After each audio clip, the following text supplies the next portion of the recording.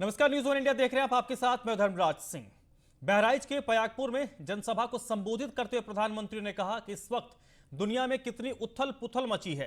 ऐसे में आज भारत का ताकतवर होना भारत और पूरी मानवता के लिए जरूरी है। आज आपका एक एक वोट भारत को ताकतवर बनाएगा। उन्होंने कहा कि यूपी आज विकास के जिस रास्ते पर चल रहा है उसमें डबल इंजन की सरकार उतनी ही जरूरी है। मैंने 2014 से लेकर 17 तक इन घोर परिवारवादियों का, उनका कामकाज, उनका कारोबार, उनके कारनामे देखा है। अब योगी जी की सरकार पिछले 5 सालों से हर वो प्रयास कर रही है जो आपके जीवन में सहूलियत ला सके और गरीब को सम्मान दे सके। आतंकवादियों को फांसी होती है तो निर्दोष नागरिकों को उसका स्वागत करना चाहिए कि नहीं करना चाहिए? न्यायपालिका में विश्वास करना चाहिए कि नहीं करना चाहिए? आतंकवादियों के खिलाफ आवाज उठानी चाहिए कि नहीं होना चाहिए? अभी 2 दिन पहले अहमदाबाद के न्यायालय ने अनेक लोगों को फांसी की सजा सुनाई। जो आतंकवादी घटनाएं करके, बम धमाके करके निर्दोषों को मार दिया था। मुझे बताइए, ये न्यायालय ने सही काम किया कि नहीं किया? ऐसा काम होना चाहिए था कि नहीं होना चाहिए था? लेकिन ये चुप बैठे हैं, चुप बैठे हैं क्योंकि उनको मालूम है अब सारा खेल जनता के सामने खुल चुका है। कौन किसकी मदद कर रहा था ये अब उत्तर प्रदेश का बच्चा बच्चा जान गया है भाइयों। प्रयागराज में गृह मंत्री ने भव्य रोड शो निकाला। लालपुर से रोड शो की शुरुआत करते हुए अमित शाह ने बीजेपी का विजय शंखनाद किया। इस दौरान कार्यकर्ताओं में भी जबरदस्त उत्साह दिखा। अमित शाह के रोड शो में डिप्टी सीएम केशव मौर्य और सिद्धार्थनाथ सिंह मौजूद थे।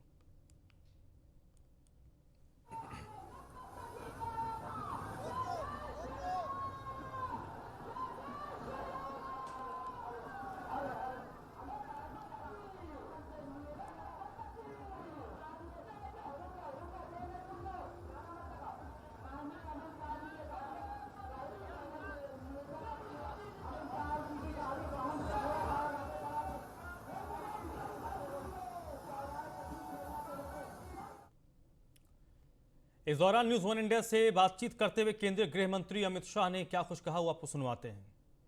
गंगा और जमुना की इस संगम स्थली पर गृह मंत्री अमित शाह इस वक्त रोड शो कर रहे हैं। आप देखिए कितनी जबरदस्त ये भीड़ उमड़ रही है। सर, तीसरे चरण के बाद अब चौथे चरण की लड़ाई कितनी निर्णायक होने जा रही है? देखिए, हम हर चरण में बढ़त ले रहे हैं और मुझे पूरा भरोसा है अंत में जब काउंटिंग होगा तब 300 से ज्यादा सीटों के साथ भारतीय जनता पार्टी जीत करेगी। सर, आप कानून व्यवस्था को अपनी उपलब्धियां बता रहे हैं। सपा बसपा पर आतंकवाद को प्रश्रय देने का आरोप लगा रहे हैं, लेकिन अखिलेश यादव कह रहे हैं कि आपके पास हिजाब और पोलराइजेशन सिवा कुछ नहीं बचा है। हिजाब का मुद्दा हमने कभी उठाया ही नहीं है। आपको क्या लगता है पूर्वांचल का जो विकास का रोड मैप आपने तैयार किया है वो इस बार के चुनाव में निर्णायक होने जा रहा है? स्वाभाविक। बिल्कुल। तो देखिए, ये गृह मंत्री अमित शाह जो इस वक्त लगातार अभिवादन कर रहे हैं और सबसे बड़ी बात यह है कि जनता के बीच में जा रहे हैं और उनका अभिवादन करें। प्रयागराज की ये पूरी सरजमी ये कहीं ना कहीं अपने आप में बेहद अहम है और प्रयागराज में अगर बात करें 2017 के चुनाव में बीजेपी को एक बड़ी कामयाबी हासिल हुई थी। इस बार उसे बरकरार रखना एक बड़ी चुनौती होगी। वीडियो जर्नलिस्ट अवनीश पवार के साथ Brajesh Srivastava, news one India, Prayagraj. वहीं प्रतापगढ़ में अमित शाह ने जनसभा को संबोधित करते हुए सपा पर निशाना साधा। उन्होंने कहा कि आज मैं हिसाब देने और आपका हिसाब लेने आया हूं। साथ ही अमित शाह ने कहा कि अखिलेश यादव अच्छे गेंदबाज नहीं हैं। जनता ने 2014, 2017 और 2019 में बीजेपी को जिताया। इस बार 22 में जिता के जनता बाउंड्री लगाएगी। आप मुझे बताओ, 3 चरण का चुनाव समाप्त हो गया है, हो गया ना? परिणाम जानना है क्या होने वाला है यूपी में? अरे पीछे बोलो, जानना है क्या? मैं बता दूं क्या? पक्का जानना है? यहाँ सपा बसपा कांग्रेस का सुपड़ा साफ हो गया। 300 से ज्यादा सीटों के साथ भारतीय जनता पार्टी की सरकार बनने वाली है मित्रों, 300 से ज्यादा सीटों। मोदी जी ने उत्तर प्रदेश में 1,67,00,000 माताओं को फ्री ऑफ कॉस्ट गैस का सिलेंडर दिया है, फ्री ऑफ कॉस्ट। 1,67,00,000 गरीबों को गैस का चूल्हा दिया है। आप भाजपा सरकार बना दो, जिनके पास गैस का चूल्हा आया है उसको होली और दिवाली में 2 cylinder free of cost Bharatiya Janata party. बता दो, आपकी सरकार रही, सपा बसपा बसपा सपा, ये बुआ भतीजा ने 15 साल राज किया। कभी शौचालय बने थे क्या? जरा जोर से बोलो, बने थे क्या? रानीगंज वालों, ये बिजली रानी कभी 24 घंटा आपके घर में आती थी क्या? आती थी क्या? बड़े बड़े शहरों में आती थी, हम गांव वालों के पास आती थी क्या? योगी जी ने पूरे उत्तर प्रदेश में 22 घंटा से 24 घंटा बिजली पहुंचाने का काम किया। आप मुझे बताओ। 5वें चरण के लिए अयोध्या में मुख्यमंत्री योगी आदित्यनाथ ने प्रचार किया। इस दौरान समाजवादी पार्टी पर उन्होंने कई बार निशाना साधा और कहा कि समाजवादी पार्टी का हाथ आतंकवाद के साथ। भारतीय जनता पार्टी ने 5 साल पहले जो कहा सो करके दिखाया।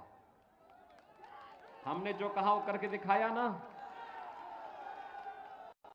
करिए 5 साल पहले भी मैं आया था ना, तब भी मैंने कहा था ना कि रामलला हम आएंगे, मंदिर वहीं बनाएंगे। क्या ये काम बहुजन समाजवादी पार्टी करा सकती थी? क्या ये काम कांग्रेस करा पाती थी? भाइयों बहनों, कांग्रेस ने अयोध्या में राम जन्मभूमि पर ताला लगा दिया था। समाजवादी पार्टी की सरकार के समय राम भक्तों पर गोलियां चली थी और सैकड़ों राम भक्त मारे गए थे। और बहुजन समाजवादी पार्टी क्या बोलती थी अयोध्या के बारे में, ये किसी से नहीं छुपा हुआ है। भाइयों बहनों, मैं तो केवल आपसे कहने के लिए आया हूं कि पूरी दुनिया आज अयोध्या की ओर देख रही है। पूरी अयोध्या यानी पूरी दुनिया अयोध्या की तरफ देख रही है। अयोध्या का मतलब अयोध्या में भगवान राम के भव्य मंदिर के कार्य का शुभारंभ प्रधानमंत्री जी 2020 में प्रारंभ कर चुके हैं और अगले वर्ष तक अयोध्या में भगवान राम का भव्य मंदिर बनकर के तैयार होगा। आज दुनिया आपको इस भाव के साथ देख रही है कि जब अयोध्या को दुनिया की सुंदरतम नगरी के रूप में स्थापित करना है तो उत्तर प्रदेश में भारतीय जनता पार्टी की ही डबल इंजन की सरकार रहनी चाहिए। और इसी के लिए आह्वान करने के लिए मैं आया हूं। बेटियों की सुरक्षा के साथ बीजेपी का हाथ गौ माता की रक्षा करने के साथ, लेकिन समाजवादी पार्टी का हाथ आतंकवादियों के साथ। याद करिए, अयोध्या में राम जन्मभूमि पर आतंकी हमला हुआ था ना, उन आतंकवादियों को छोड़ने का निर्णय किसने लिया था? लिया था ना। आज जब अयोध्या में राम मंदिर का निर्माण कार्य प्रारंभ हुआ है, अब बबुआ को भी याद आता है कि मुझे भी अयोध्या जाना चाहिए। पहले क्या बोलते थे कि अयोध्या में परिंदा भी पर नहीं मार सकता, बोलते थे ना। राम भक्तों पर गोली चलाते थे ना। क्या राम भक्तों पर गोली चलाने वाला व्यक्ति अयोध्या में, बीकापुर में, किसी मिल्कीपुर में कहीं वोट पाएगा? भाइयों बहनों, ये पाप कभी मत करना, कभी मत करना। राम भक्तों पर गोली चलाने वाला व्यक्ति अगर आपसे वोट मांगता है और भाइयों बहनों, उसको सीधे सीधे जवाब देने की आवश्यकता है, जवाब देने की आवश्यकता है। भारतीय जनता पार्टी ने 5 साल पहले जो कहा सो करके दिखाया। हमने जो कहा वो करके दिखाया ना। करिए 5 साल पहले भी मैं आया था ना, तब भी मैंने कहा था ना कि रामलला हम आएंगे, मंदिर वहीं बनाएंगे। क्या ये काम बहुजन समाजवादी पार्टी करा सकती थी? क्या ये काम कांग्रेस करा पाती थी? भाइयों बहनों, कांग्रेस ने अयोध्या में राम जन्मभूमि पर ताला लगा दिया था। समाजवादी पार्टी की सरकार के समय राम भक्तों पर गोलियां चली थी और सैकड़ों राम भक्त मारे गए थे। और बहुजन समाजवादी पार्टी क्या बोलती थी अयोध्या के बारे में, ये किसी से नहीं छुपा हुआ है। भाइयों बहनों, मैं तो केवल आपसे कहने के लिए आया हूं कि पूरी दुनिया आज अयोध्या की ओर देख रही है। पूरी अयोध्या यानी पूरी दुनिया अयोध्या की तरफ देख रही है। अयोध्या का मतलब अयोध्या में भगवान राम के भव्य मंदिर के कार्य का शुभारंभ प्रधानमंत्री जी 2020 में प्रारंभ कर चुके हैं और अगले वर्ष तक अयोध्या में भगवान राम का भव्य मंदिर बनकर के तैयार होगा। आज दुनिया आपको इस भाव के साथ देख रही है कि जब अयोध्या को दुनिया की सुंदरतम नगरी के रूप में स्थापित करना है तो उत्तर प्रदेश में भारतीय जनता पार्टी की ही डबल इंजन की सरकार रहनी चाहिए और इसी के लिए आह्वान करने के लिए मैं आया हूं। बेटियों की सुरक्षा के साथ बीजेपी का हाथ गौ माता की रक्षा करने के साथ,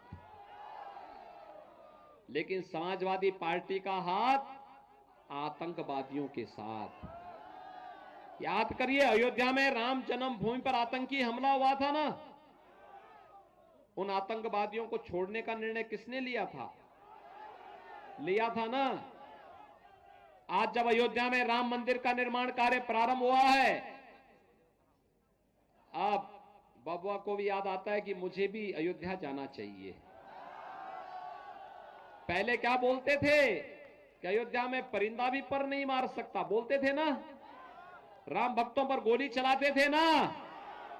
क्या राम भक्तों पर गोली चलाने वाला व्यक्ति अयोध्या में, बीकापुर में, किसी मिल्कीपुर में कहीं वोट पाएगा? भाइयों बहनों, ये पाप कभी मत करना, कभी मत करना। राम भक्तों पर गोली चलाने वाला व्यक्ति अगर आपसे वोट मांगता है और भाइयों बहनों उसको सीधे सीधे जवाब देने की आवश्यकता है, जवाब देने की आवश्यकता है। सरकार में रहकर सुरक्षा के साथ सेंध लगाने वाली, नौजवानों के भविष्य के साथ खिलवाड़ करने वाली, महिलाओं की सुरक्षा पर सेंध लगाने वाले,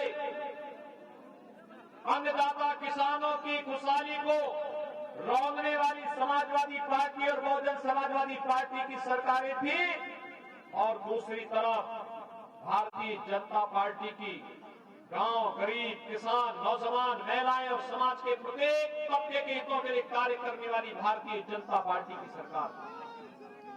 मेरी आप सबसे अपील है, भाइयों बहनों, भारतीय जनता पार्टी ने जो कहा सो करके दिखाया है।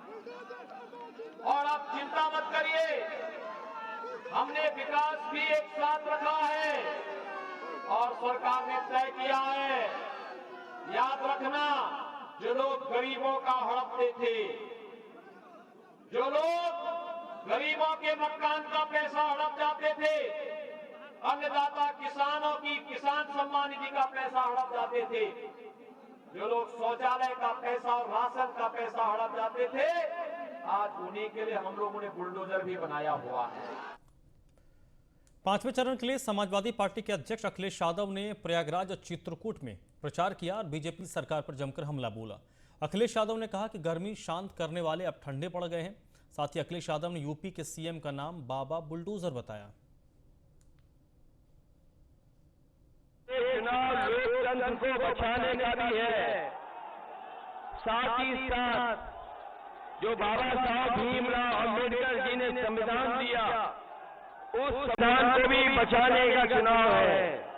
बदहाली से खुशहाली की तरफ ले जाने का भी चुनाव है। इसलिए मैं आप सबसे अपील और निवेदन करने आया हूं कि जहां पहले चरण में समाजवादी पार्टी और गठबंधन आगे है, दूसरे चरण में आते आते शतक लग गया है, चौथे चरण में बहुत शतक लग जाएगा। जब पांचवें, छठवें, सातवें में वोट पड़ेगा तो इस गठबंधन की ऐतिहासिक सरकार बनने जा रही है। ऐतिहासिक बहुमत के साथ इधर मैं देख रहा हूं कि जनता को समाजवादियों में भरोसा है। पहले भी समाजवादियों ने काम करके दिखाया था। मैं आज इस सभा में भरोसा दिला के जा रहा हूं कि समाजवादी पार्टी ने जो अपना मैनिफेस्टो लागू किया है, जो मैनिफेस्टो आपके सामने रखा है, उस मैनिफेस्टो को हम लागू करने का काम करेंगे। इधर हमारे इलाहाबाद, प्रयागराज के लोगों ने ये महसूस किया होगा कि जब से ये भारतीय जनता पार्टी की सरकार आई है, इसने बेरोजगारी बढ़ाई, महंगाई बढ़ाई और हर वर्ग को धोखा दिया। मैं आपसे पूछना चाहता हूं, बताओ भारतीय जनता पार्टी के लोग झूठ बोलते कि नहीं बोलते हैं? बताओ भारतीय जनता पार्टी के लोग झूठ बोलते कि नहीं बोलते हैं?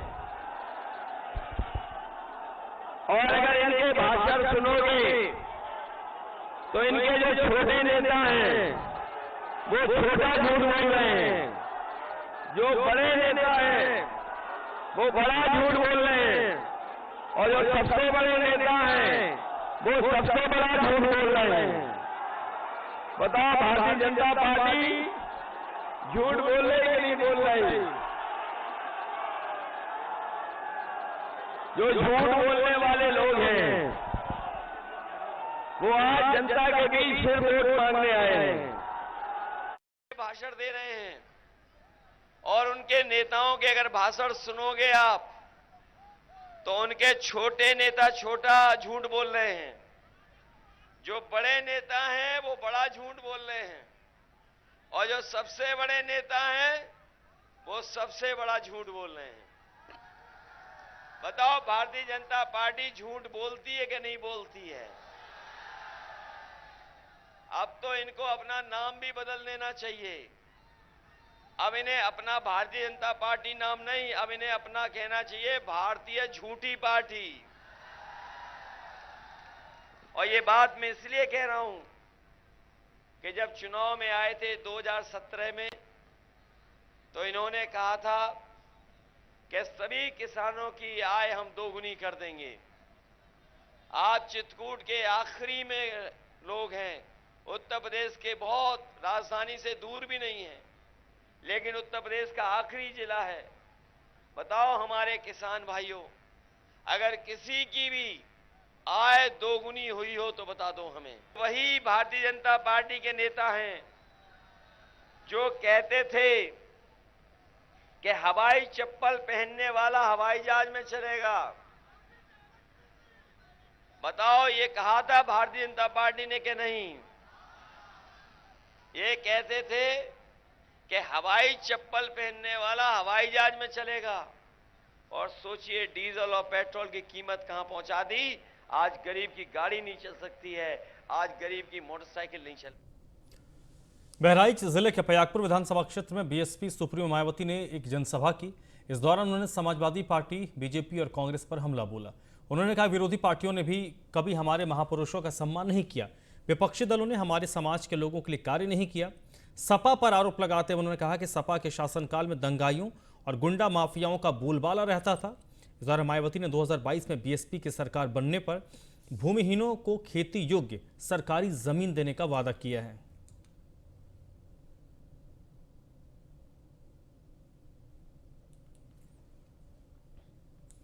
उत्तर प्रदेश सरकार के राज्य मंत्री मोहसिन रजा ने विपक्ष पर हमला बोला है। मोहसिन रजा ने कहा कि विपक्ष ने अपनी हताशा दिखा दी है। प्रियंका और अखिलेश अपनी पार्टी और परिवार के अस्तित्व की लड़ाई लड़ रहे हैं। बीजेपी की सरकार फिर से बनने जा रही है, इसके लिए विपक्ष अभी से बेहोश हो रहे हैं। यूपी विधानसभा के 3 चरणों का चुनाव हो चुका है। चौथे चरण की तरफ अब अवध से पूर्वांचल की तरफ चुनाव का लहर बढ़ गई है। जैसे जैसे चुनाव बढ़ रहा है वैसे वैसे नए रंग भी देखने को मिल रहे हैं। आज एक वीडियो वायरल हो रहा है जिसमें बलिया से नारद राय हैं, वो अपने ही घर पे भारतीय जनता पार्टी का झंडा देख के फक के रोने लगे।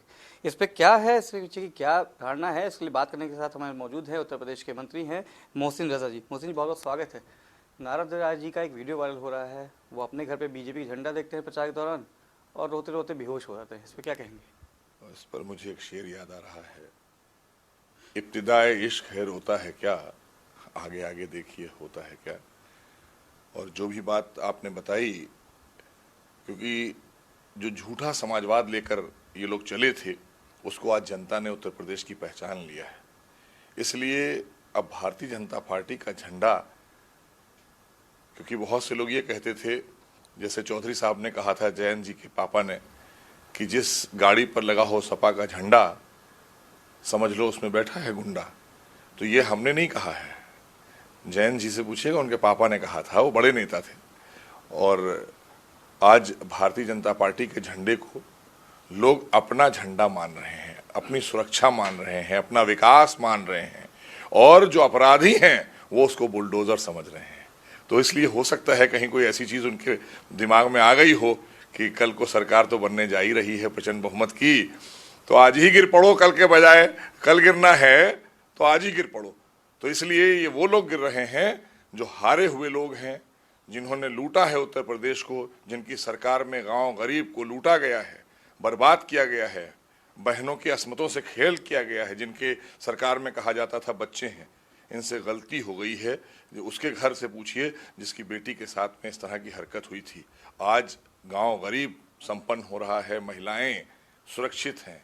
कानून सरकार है। पर मोहसिन जी, एक क्योंकि अभी देखा गया था जिस तरह हाल फिलहाल में अहमदाबाद बम ब्लास्ट का निर्णय आया था, उसमें जो आरोपी था जिसको फांसी की सजा दी गई थी, उसके पिता की फोटो वायरल हुई थी अखिलेश जी के साथ। उसके बाद अभी जो शराब कांड हुआ है आजमगढ़ में, वहाँ के सांसद हैं और जो पार्टी के उनके नेता हैं उनका नाम एक बार फिर से आया। तो आजमगढ़ का कैसे इतना ज़्यादा वो देखते हैं, कैसे देखते हैं? वहाँ के सांसद हैं अखिलेश यादव। बहुत कुछ बदल रहा है।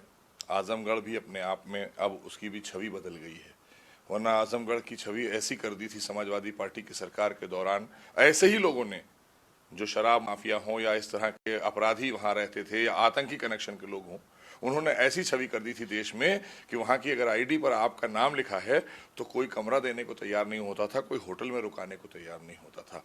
तो ये दुर्भाग्य था कि समाजवादी पार्टी की सरकार के दौरान ऐसा हुआ था, क्योंकि वो भी हमारे लोग हैं, आजमगढ़ भी हमारा ही है।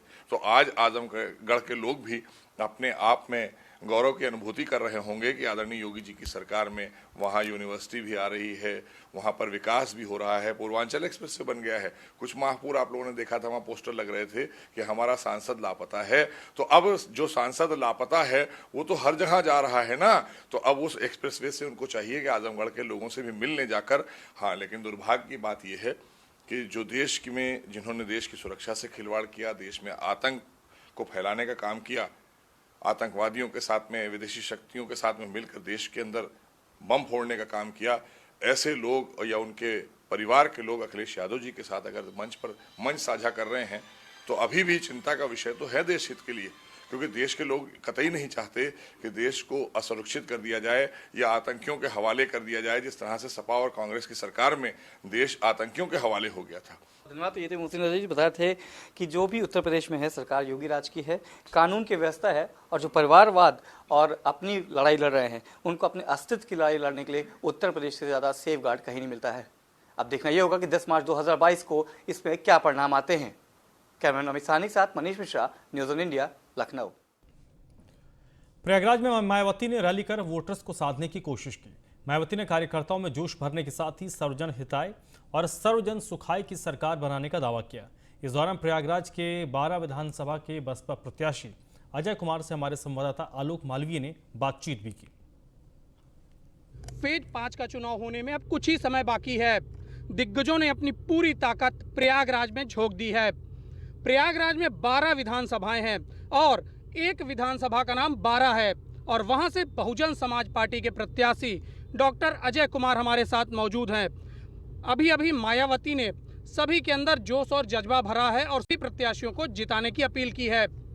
निवर्तमान विधायक डॉक्टर अजय कुमार हमारे साथ हैं। स्वागत है न्यूज़ 1 इंडिया में। धन्यवाद, आपको भी बहुत बहुत धन्यवाद। किस तरह से तैयारी है और क्या कहना चाहेंगे इस रैली के बाद आप इस रैली में ही ये देखें कि मैं समझता हूँ आज तक की जितनी रैली हुई है उन सारे रैलियों का रिकॉर्ड आज बहन मायावती जी ने तोड़ दिया है। और ये वो भीड़ थी जो बहन मायावती जी को सुनने आई है। तो रैली जब होती है तो रैलियों में फ़र्क होता है।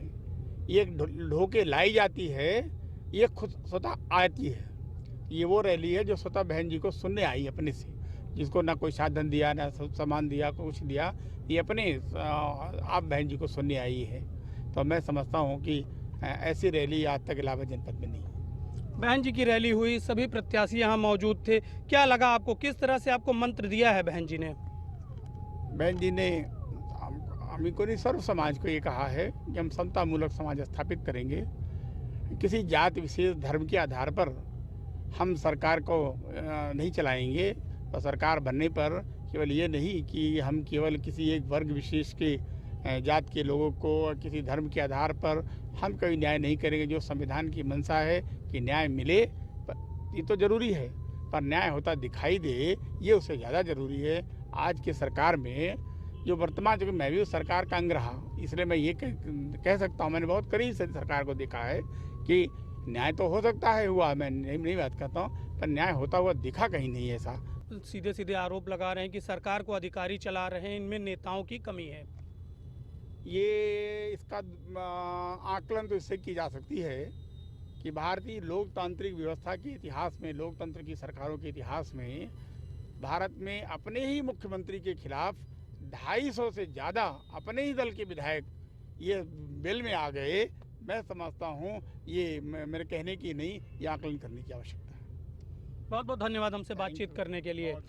तो डॉक्टर अजय कुमार ने ये बताया कि जो सरकार है वो राजनेता नहीं चला रहे हैं, अधिकारी चला रहे हैं। तो ये सबसे बड़ा आरोप भारतीय जनता पार्टी की सरकार के ऊपर डॉक्टर अजय कुमार ने लगाया है। फिलहाल वह इस बात से आश्वस्त है कि बहन कुमारी मायावती की जो रैली हुई है उससे उनकी जीत सुनिश्चित हो गई है और उनसे उन्होंने जीत का मूल मंत्र भी हासिल कर लिया है। आलोक मालवी, न्यूज़ 1 इंडिया, मेडिकल चौराहा, प्रयागराज। इस बुलेटिन में फिलहाल इतना ही।